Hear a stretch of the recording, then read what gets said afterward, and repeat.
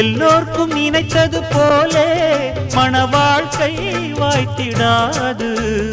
எப்போதும் ஒருவனை எண்ணி தவித்தேன், இப்போது நான் அதை கண்டுபிடித்தேன். மேளம் கேட்கும் நேரம் கூட மாமனோட. இந்த மாமனோட மனசு மல்லியப்பு போலே பொன்னானது. இந்த வண்ணமயில் அதனால் எண்ணியது போலே பூச்சூடுது. புத்தால கொடுமையும் கூடி வருது, சந்தோஷ நினப்பொரு கோடி வருது.